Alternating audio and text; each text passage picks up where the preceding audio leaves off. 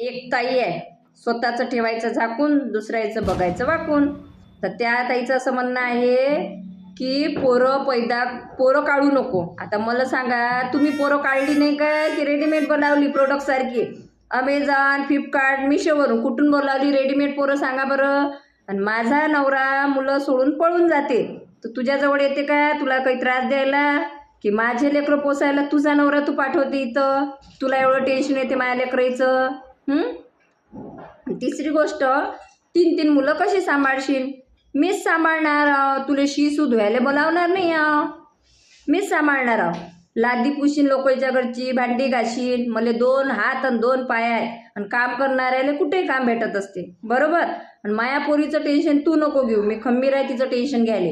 आणि तिचं काय मत आहे, तुझं काय म्हणणं आहे की तिच्या मनावर परिणाम होईल बाळ आला तर? स्वरा, तुझ्या मनावर परिणाम होणार काय तिसरं बाळ आला तर?